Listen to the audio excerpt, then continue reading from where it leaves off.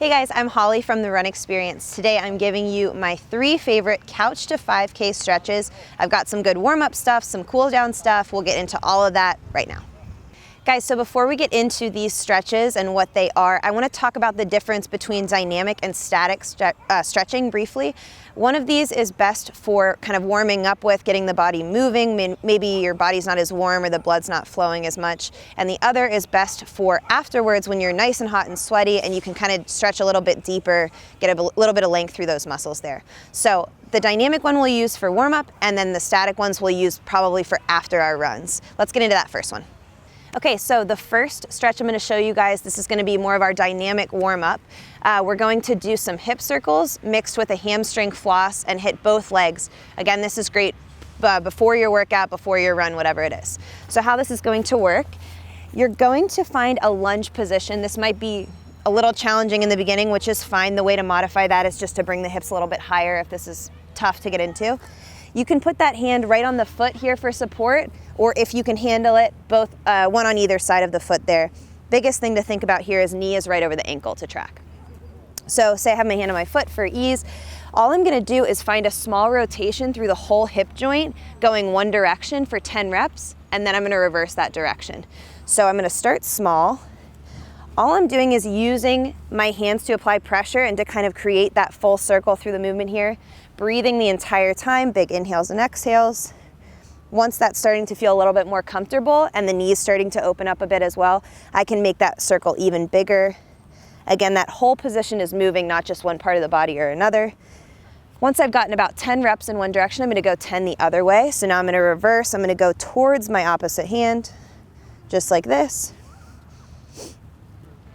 And I'm gonna show you guys these circles from the side too, so you can see with this front leg. If I have this right in front, again, that hand's on the foot, and here's a few circles this direction. You're trying to relax this back leg as much as you can, not making it like a static hold, but at least giving you some support there. And the other direction, like this, getting a little bit bigger. Once I've done 10 and 10 in each direction, I want you guys to try a little hamstring floss to get through the back of that leg as well. You're gonna be in the same setup, so you can do these immediately after those circles. Hand on the foot here.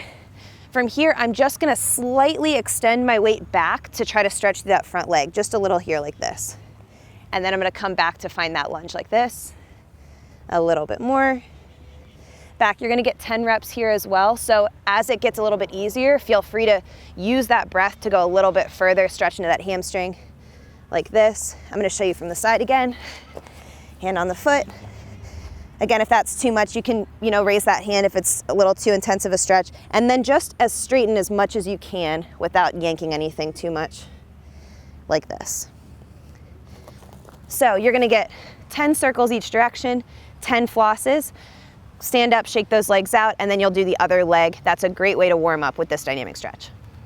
Okay guys, the second stretch we're getting into is more of a static one. You're gonna throw this in at the end of your workout, end of your run. It's gonna be more breathing related and holding the position. You are going to do this one by bending in one leg, having the other one out on that diagonal there, not too far side or too far front. And you're gonna keep your head and shoulders facing front the entire time. You're never gonna be facing the leg. This stretch, the purpose is going to be to stretch the whole side body. So everything that gets tight when you run, tight from your breathing, that shoulder range of motion is going to get opened up. Everything you don't really access when you're jogging for a certain period of time. This is going to be undoing all of that, unwinding it. So I'm going to have that opposite hand around my waist here to kind of feel that stretch. This hand goes over top. This is going to be working all of your lats, all of your shoulders, and really stretching out the side body there. So I'm going to use my breath to control the stretch here. I'm going to do a big inhale and then go over on that exhale. Relaxing that foot, just trying to start to feel into that side, everything here getting opened up. Again, working on that range of motion with my shoulder. Take another inhale. On the exhale, go a little bit further. Again, feeling that more and more, keeping everything facing front. You're going to go for 10 breaths here. The way to make this a little bit harder is to flex the foot so it's not just a side body stretch, but maybe you can get into that hamstring, adductor, a little bit of calf there, just flexing that foot up towards you as you keep going. Maybe by the 3rd or 4th breath, you bring that in.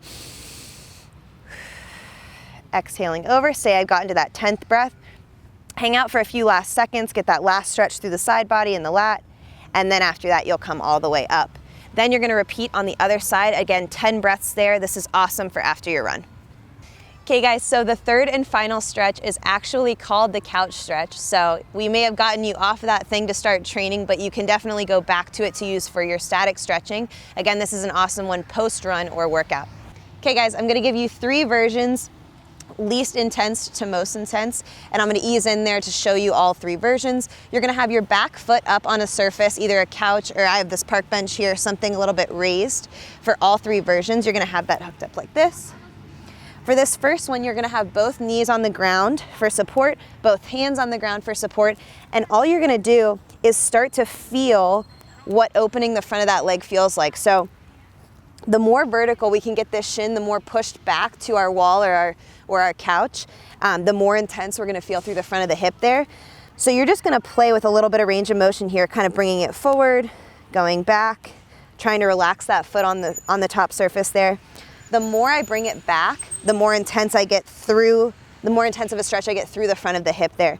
If this is already too much, bring that knee forward a little bit. That'll kind of take that off, but this will at least start to have you feel what the front of that stretch is supposed to be like. From here, if this is feeling okay, not too intense or pulling right here, you're gonna actually bring this foot up for our level 2. So I'm gonna bring this one to the front, use those hands to get up there. This might be fine right here. Again, you're already feeling more of an intense stretch because now you're kind of locked into that position.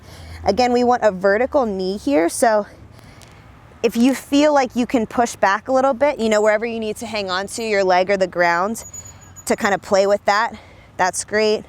Remember to breathe through this. So big inhales and exhales, that's gonna make that easier. Keeping everything aligned. We don't want the foot out or back behind us. If this is feeling okay and you feel like you can go a little bit further, the last version is gonna be taking that hand support off of the ground. So maybe I come up to my knee, maybe one hand on the knee, maybe both hands on the knee, and I'm like this.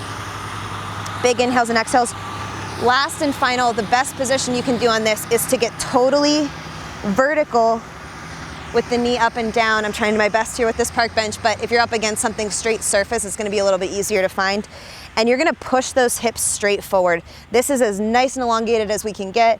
The butt is squeezed, we're pushing forward here, everything's engaged, and as much as you can, relaxing the shoulders. This is the third and final version here. I want you guys to spend close to 2 minutes on each side, whatever version you're in, relaxing everything that is not being stretched, and play with the range of motion. You know, some days are gonna be easier than others or harder than others, but this is gonna work wonders on that knee and quad. Okay guys, so those are my 3 favorite Couch to 5K stretches. Add them to your toolbox, you know, things you can go to and pull out each and every day. I always say your training is only as valuable as the maintenance you're performing on yourself in between. Your body can function a lot more healthy and a lot more efficiently if it's being taken care of in between. So there's a few different ways to go about throwing them in. I always like to say if you can save those 5 minutes on either end of your workout to get your stretching done, you know that it'll happen. Sometimes we push these things to the end of the day, or we'll say we'll get to it later, we'll do it before bed, but life gets in the way. We've all been there. We're just ready to crash on the pillow, and we remember we haven't even done any stretches that day. So either tack them onto the workout, or I love to Netflix and mobilize. You know, if you're gonna be watching TV later that night, give yourself, you know, that window right there to throw in those few minutes of stretching. Any one of those 3 is awesome. If you have other ideas, that's great too, but these are an awesome starting point for your Couch to 5K training. Guys, if you are a newer runner and looking for more ways to get moving, we have an awesome beginner running program, totally free. 2 weeks of workouts, some stretches, some good ways to start moving, get off that couch. All you have to do to get it is to click the link at the end of this video, drop your name and email. We will send those to you. We definitely want to hear how they work for you. If you liked this video, make sure you hit that like button down below. Any comments or questions, requests for future videos related to this or something else, make sure to drop that in the comments. We love getting that conversation going. And lastly, make sure you subscribe to the channel, The Run Experience. New content coming out every single week on all types of topics around running, and we want you to see them. Thank you for watching this video. I'll catch you in the next one.